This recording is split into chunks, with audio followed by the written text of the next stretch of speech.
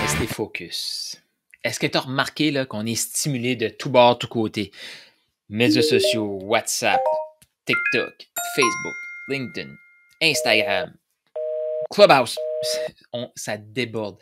Des stratégies, il y en a partout. Des publicités, il y en a partout. On se promène en voiture, on voit des publicités partout. Il y a tout le temps des éléments qui sont de là intéressants, des expériences à vivre, des trucs à s'acheter. Comment on fait pour garder le calme et garder le focus? Des opportunités d'affaires. Oh, qu'il y en a. Qu'il y en a. Du MLM, se lancer en ligne, du coaching. Hey, je vais être coach. Qu'est-ce que je fais? Formation en ligne, du coaching 1 à 1, coaching de groupe, toutes ces réponses. Ça finit plus. Mais comment on fait pour garder le focus dans un univers qui nous pousse à s'éparpiller?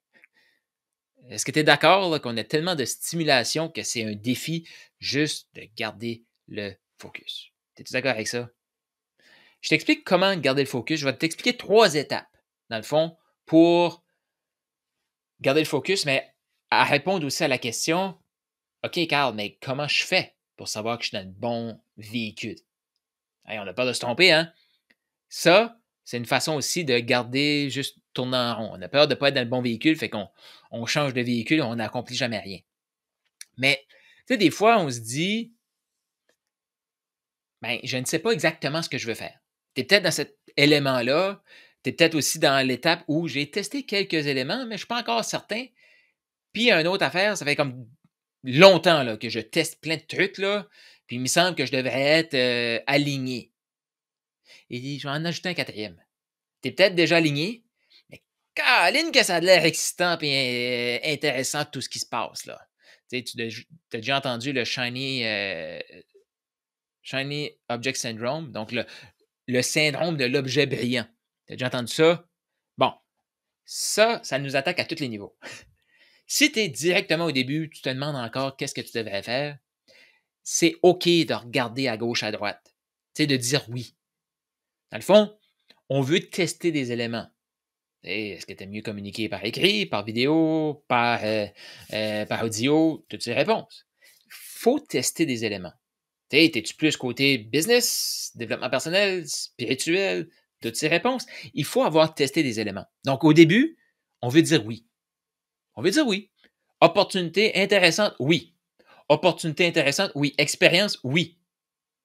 Ça ne veut pas dire qu'on va tout jeter notre argent par des fenêtres, c'est pas ça que je dis. Mais il y a des façons de tester. Ça, c'est première étape. Teste. Ouvre-toi. Après, quand tu as testé certains éléments, es-tu d'accord qu'il y a certains éléments que tu peux éliminer? Mais j'en vois trop souvent qui vont faire comme ouais, je l'ai essayé 4 fois, là, je n'ai pas aimé ça, mais d'un coup que la 5e, c'est la bonne. OK. Mais en même temps que tu fais ça, que tu te gardes dans le défocus, tu as plein d'éléments que tu te dis hey, ça, c'est intéressant. Mais tu ne vas pas en profondeur dans aucun de ces éléments-là. Tu veux juste retester des éléments que tu n'aimes pas.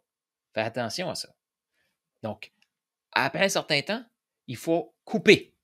Donc là, on commence à dire non à certains trucs. Pourquoi?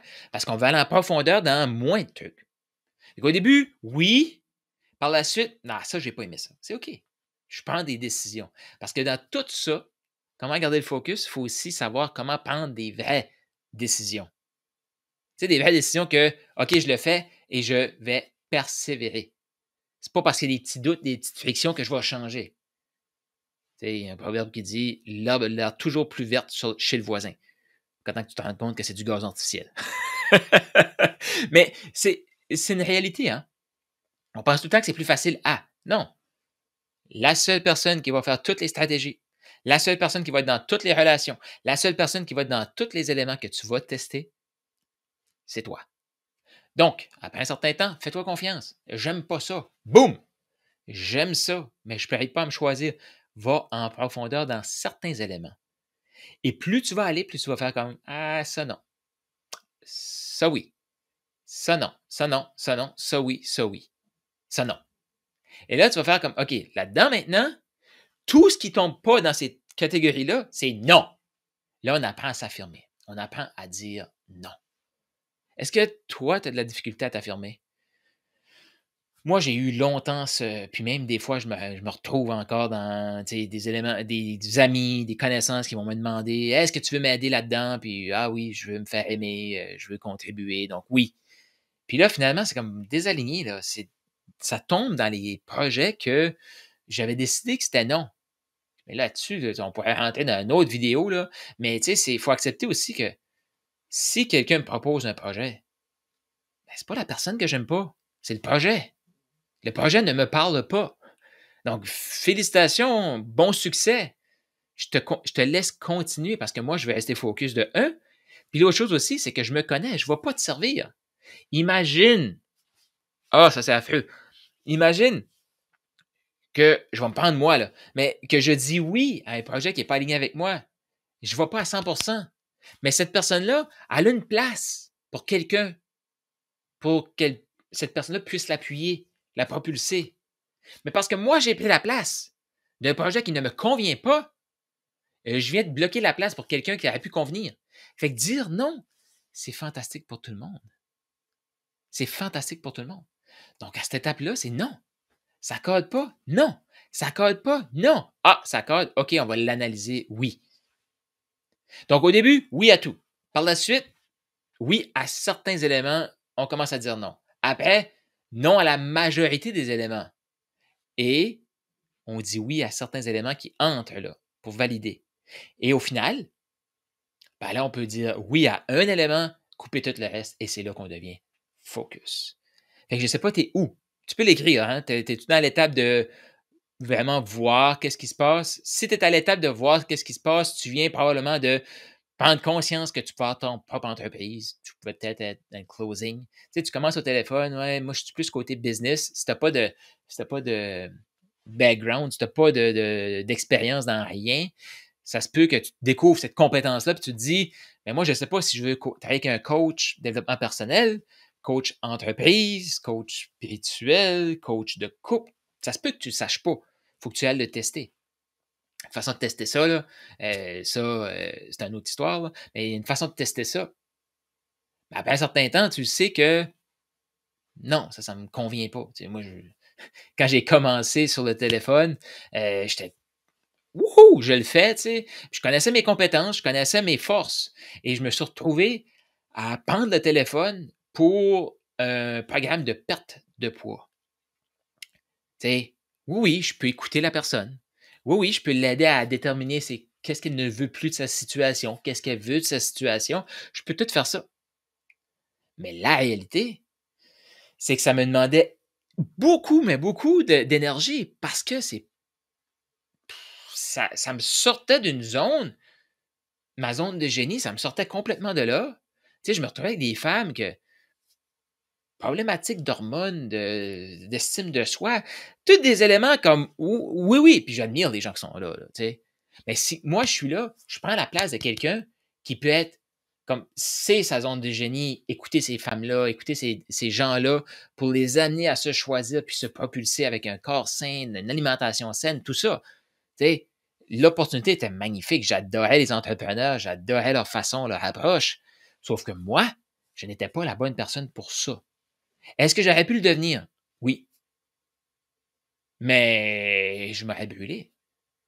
C'est aussi de comprendre ses forces, hein, maximiser ses forces. Plutôt d'essayer de devenir quelqu'un qu'on n'est pas, maximise tes forces. Fait que je me donne ce message-là aussi. Donc, à ce moment-là, j'étais vraiment pas aligné. Après, j'ai trouvé une opportunité. Oh! Des entrepreneurs. Moi, dans mon ancienne vie, j'ai travaillé dans le développement économique. J'ai discuté avec des entrepreneurs, c'est ce que je faisais. Oh! Un mindset que je comprends. Une énergie que j'aime. Ah! Là, soudainement, l'écoute de l'autre, poser les bonnes questions, amener les gens à prendre la bonne décision pour eux. Ah! Ta-da! Ça s'aligne. Pourquoi? Parce que j'ai dit oui à des éléments, pas sûr. Et boum, je suis revenu chercher des. Et c'est là que des fois, on va aller chercher une expérience passée, puis ça vient s'imbriquer, ça vient s'intégrer à ce qu'on fait, puis ça nous propulse. Par la suite, j'ai eu plein de coachs qui sont venus vers moi pour dire Hey Carl, tu peux-tu m'aider? Puis même encore aujourd'hui. Hey Carl, tu peux-tu m'aider avec mon closing de telle offre? Non. Ben, je peux, mais je choisis de ne pas le faire. Pourquoi? Parce que je ne suis pas la bonne personne pour toi. Tu as un magnifique projet, une magnifique offre, mais je ne suis pas la bonne personne pour toi. Tout simplement. Reconnaître ses forces, c'est important. Puis plus tu avances, plus tu veux focusser sur tes forces. Pourquoi tu vas être dans ta zone de génie tout le temps? C'est là que l'abondance va venir, c'est là que tu vas contribuer, c'est là que tu vas avoir un plus grand impact. Comment la trouver? OK, c'est correct de ne pas être focus. Après, plus focus. Après, plus focus. Puis après ça, c'est laser focus. Et je mets une petite touche ici de focus parce qu'il y a des gens qui vont dire, ouais, mais Carl, moi j'ai 3 passions, 3 projets. OK. Mais quand tu es dans un projet, une passion, là, comme au moment maintenant, là, parce qu'on ne peut pas travailler sur 3 projets en même temps. Ouais, oui, moi je peux. Attends un peu, là. Je ne suis pas en train de parler dans le même mois, dans la même semaine, à la limite, dans la même journée. Mettons que tu travailles 3 heures dans la journée, puis tu dis, je vais travailler sur les 3 projets. On s'entend-tu que 1 heure par projet, ça peut être une bonne idée. Parce que si tu changes à toutes les minutes, tu ne vas rien accomplir. Fait que même si tu dis, moi, je veux développer, parce que j'en connais aussi, là, tu sais, des multipotentiels, des gens qui ont des multiprojets. Mais quand ils sont dans un projet, hey, ils sont les experts dans le focus de ce projet-là. Fait que c'est aussi ça le focus.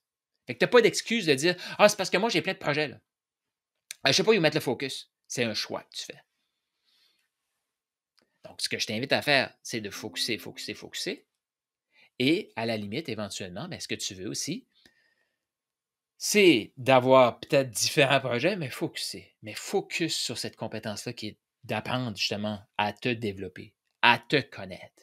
Imagine ce qui peut être possible pour toi, mais imagine l'impact que tu peux avoir chez tes clients parce que tu focuses.